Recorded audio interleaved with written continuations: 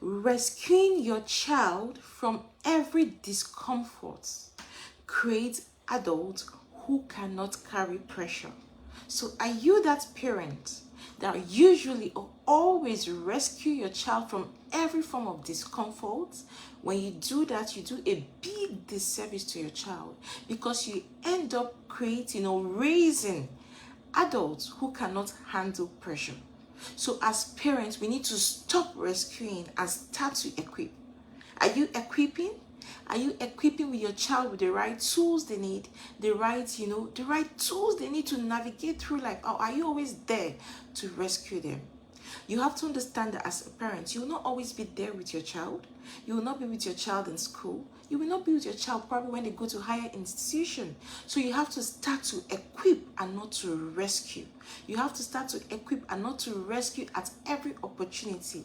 Yes, you're going to provide safety, age-appropriate chores and everything for your child, but don't be that parent that usually go to rescue so fast, even when your child is still trying, your child is still learning. But be that parent that is proactive with equipping your child.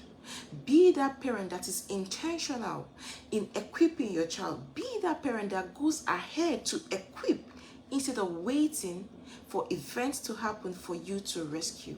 So how can we learn as parents? How can we begin to equip our children on a daily basis? Number one, we have to understand that discomfort is not your child's enemy.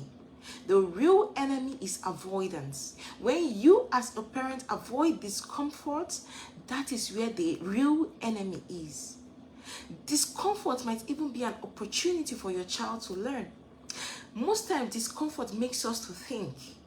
Most times discomforts make us to figure out things, to make better choices, to make better decisions, to keep our brains working and active, because discomfort is not our enemy. Sometimes discomfort might even make you to make better decisions than you would have done when you're not in a place of discomfort. Discomfort is not the enemy, but avoidance is. So do you always avoid discomfort for your child? That is where the real enemy is. So for example, your child is learning to wash a plate, and because this thing is so discomforting, you want to do it so fast, you want everything to be clean, to look so good, you tell your child, oh, don't worry, I'm going to do it. The real enemy is avoidance. The real enemy is you not giving your child an opportunity to try. But when your child does it in discomfort, when your child learns in discomfort, over time, that child gets better at it. So be that parent that, equip your child by not allowing them to avoid discomfort, but rather when they go through discomfort, age-appropriate ones, you use it as an opportunity to equip and to teach them. Then secondly, equip your child with the language to process their emotions.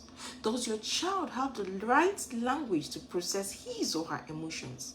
Does your child have the right emotional vocabulary? And it starts with us as parents. Do we have the right emotional vocabulary? Do we have the right language to process our emotions? Or are you the kind of parent that always says you're fine? When someone asks you, are you okay? I'm fine. What is wrong with you? And you don't look okay. I am fine. Any problem? No problem. But that is not true. And when we do that, we do a big disservice to our children, because we are disempowering them. We are not modeling the right emotional vocabulary. So as parents, it's our duty to equip our children with the right language to process their emotions. It helps us to equip them and not to rescue them. Then the third thing we need to know is teach problem solving, not dependency. So that, are you the kind of parent that always come in between your children? Probably you have 2 or 3 children and you're always there to solve their problem. Probably they're having a little bit of argument and you're there trying to solve their problem. Today, as a parent, learn to teach them how to solve their problems, not how to depend on you, because you might not always be there to solve their problems. So teach them how to solve problems, so that when you're not there, when they are adults, when they are in school, they can sit down and solve their problems. When they encounter problems with people outside, their classmates, their schoolmates, friends outside, they can sit down and solve that problem, not waiting and depending on you to come from wherever you are. So teach your child how to solve problems. You help to equip them. and not to rescue them. Then the fourth thing we need to know is let your child feel small now so that they can succeed big later. Most of us are scared of failure, but there's nothing wrong with failure. In fact, failure is not the opposite of success. The opposite of success is when you don't try. When you stop trying, you make a mistake, you fail, and you say, oh, I am done, I have stopped trying. It is okay to fail. Allow your child to fail so that they can learn. Obviously, you won't put things at risk for your child to make mistake or fail. You're going to guide age appropriate, but allow them to fail small. For example, a child is learning how to sweep. Allow them to sweep and let it not be clean. Over time, you keep teaching and teaching. Before you know, this child gets it. Your child is learning how to put on their dress. Probably they put on the dress the other way. Allow them to fail. Then you can now use it as an opportunity to teach them. Or your child is learning how to tie their shoelaces. Allow them to wear the shoes in the wrong legs. The right leg in the left leg, the left leg in the right leg. Allow them, then use it as an opportunity to teach them. Don't shield your child from failure. Even we as parents, most of us are struggling because we see failure as a bad thing. But indeed, failure is not a bad thing. Sometimes when you fail, you think better. Sometimes when you fail, it helps you to make better choices and better decisions. Then the fifth step, or the fifth thing we need to know, is step back. When you want to step in, let them go. Don't always be that parent that is always stepping in. Don't always be their rescuer. You're like the Lord and Master. Step back. Sit down and even understand the level of understanding your children have. Probably your child is having a conversation with their sibling or their friend. Don't always be there to always step in. No, sit down, step back, understand what kind of reasoning does my child have? How does my child even see this situation? What is my child thinking? Are there things I need to work on? Don't always say, no, don't do this. No. When your child is speaking, when your child is going through any situation, it's an opportunity for you to take notes, to take lessons so that you can go back to the drawing board, get to work and start to teach. So when your child is talking, don't always interrupt that child.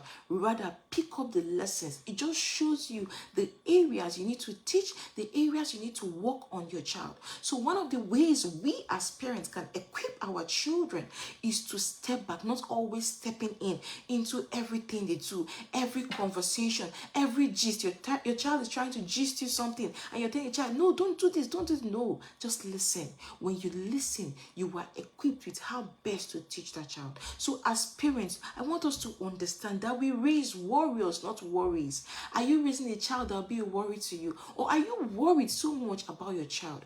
When you do that, that means you're always rescuing and you're not equipping. But when you go on the route of equipping your child, you'll not be in that constant position of being worried. So ask yourself, what have you been rescuing your child from that you need to start teaching today?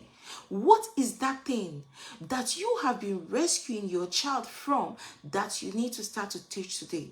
It's our duty, it's our responsibility to empower our children. It's our duty and responsibility to empower and equip our children. So today, I want to encourage us to start to equip and not to rescue. Start to equip your child. Even if it's a baby you have, start to equip your baby. You have a toddler, start to equip your toddler. You have a preschooler, start to equip them. Age appropriate. Age appropriate chores, age appropriate responsibilities, age appropriate duties. Start to equip your child you have, because when you equip your child, you do your child a big service. And when your child grows up to be an adult, the child will be that person that will be resilient. Your child will be that adult that will be capable to make better choices and better decisions. Not that adult that that always feels that is not able to handle pressure. So today, start to equip and not rescue. I believe this video has been helpful. Please like this video, share this video. Please subscribe to our YouTube channel, The Renewed Parent Academy. And my name is Chioma Odikulu. Thank you.